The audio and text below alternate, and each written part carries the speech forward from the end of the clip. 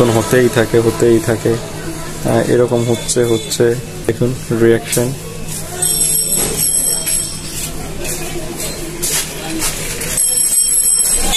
এই যে no signal যে বারটা রয়েছে না, এটা এদিক থেকে দৌড়াদৌড়ি করতেছে।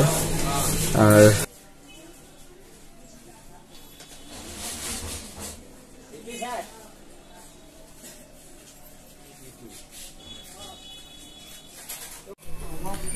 আজকে আপনাদেরকে আমি এই যে একটা প্যানেল রয়েছে, তো এইটার একটা ডিসপ্লে সমস্যা দেখাবো, আর এটার যে সমস্যাটা আছে আপনাদেরকে একটু দেখিয়ে দিই। আপনারা রিস্কেলার পিসিবিটা মানে টিকন বোর্ডটা দেখুন।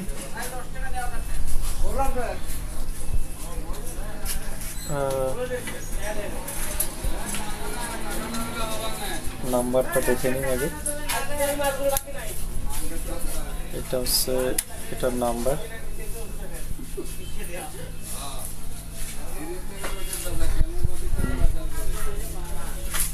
এই প্যানেলগুলো বরাবরের মতোই কমন।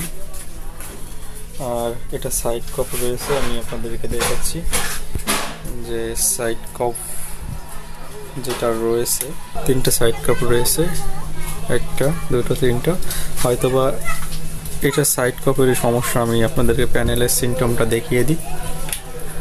ছোট্ট একটা ভিডিও হবে, দেখবো আসলে প্যানেলের সমস্যা কিনা। এইটা দেখুন রিঅ্যাকশনটা।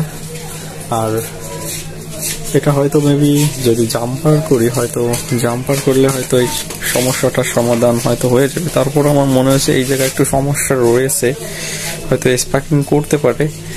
তারপরও দেখবো, যদি এখানে স্পার্কিং করে সেক্ষেত্রেও কিন্তু এই প্যানেলগুলো রেডি হওয়ার সম্ভাবনা থাকে প্রায় 50%। ঠিক আছে, তো কাজ করার আগে আমাদের দেখে নিতে হবে, আই ভেরিফিকেশনটা ঠিক মতো করে নিতে হবে যে আসলে প্যানেলটা রেডি হওয়ার চান্স কতটুকু থাকে বা কতটুকু আছে।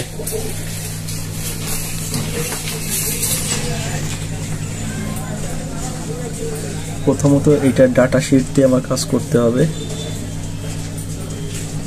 তো আগে আমি দেখবো এটার নাম্বার কত রয়েছে। এইখানে নাম্বারটা রয়েছে, আমি নাম্বারটা একটু ট্রাস্ট করি। ফোকাসে এতটা ভালো আসতেছে না, যাই হোক।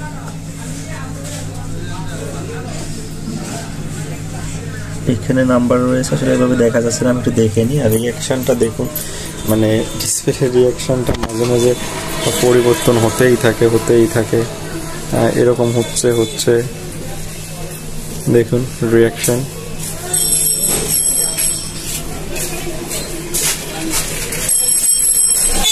এই যে নো সিগন্যাল যে বারটা রয়েছে না, এটা এদিক থেকে দৌড়াদৌড়ি করতেছে। আর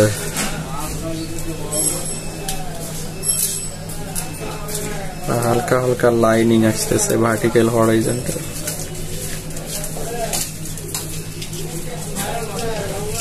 কপে হাত দিলেও কিন্তু তেমন একটা রেসপন্স নেই।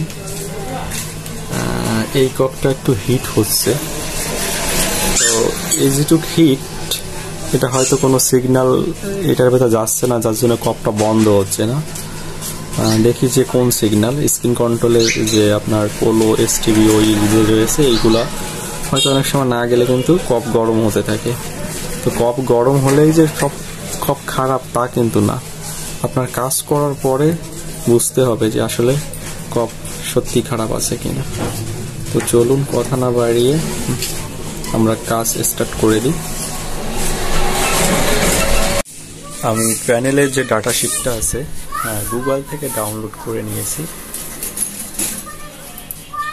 তো দেখুন এটা হচ্ছে প্যানেলের ডাটা শিট, এখানে আরও অনেক প্যানেলের ডাটা শিট রয়েছে।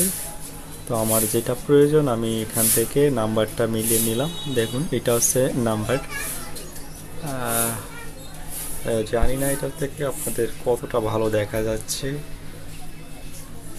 এটা হচ্ছে আপনার প্যানেলের যে নাম্বারটা। এখান থেকে আমি ডাটা শিট অনুযায়ী দেখব যে ভোল্টেজ কোনটা মিসিং আছে। খুব শর্টকাটে কাজটা করার চেষ্টা করব, কোনো ভিডিও বড় করবো না, কারণ জাম্পিং করে ভিডিও ইউটিউবে অসংখ্য রয়েছে। তো কিভাবে আমি অ্যাটলিস্ট কাজ করি এইটা আপনাদের দেখাবো। আর কিছু না। জানি এই কাজগুলো অনেকেই দেখবে না, কারণ এই কাজগুলো একটু কমন হয়ে গেছে। তারপরও আমি যেভাবে কাজ করি দেখুন, এটা দেখে দেখে আমি কাজটা করে নিব।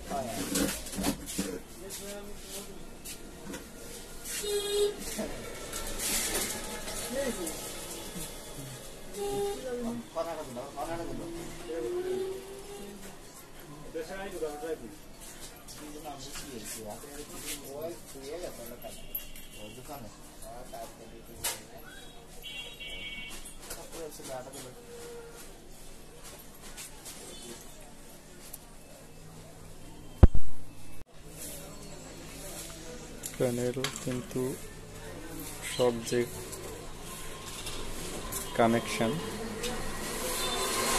কানেকশনগুলো সবই আমার করা হয়ে গেছে। আপনাদের কিছু দেখাই, এখানে হচ্ছে আমার ডাটা শিট, আর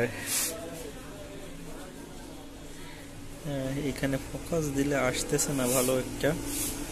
দেখুন এইখানে যে কানেকশনগুলো আমি করে দিয়েছি, আমার এখানে একটা মিসিং ছিল, কিন্তু মিসিং থাকা সত্ত্বেও আমি আরো 4টা কানেকশন করে দিয়েছি এক্সট্রা। আপনাদেরকে একটু দেখিয়ে দেখুন, এই যে এখানে আরো 4টা কানেকশন করে দিয়েছি। অ্যাটলিস্ট 4টা কানেকশন করে না দিলে হয়তো পরবর্তীতে সমস্যা হতে পারে। দেখুন কোথায় কোথায় কানেকশনটা আমি করেছি। এইখানটাতে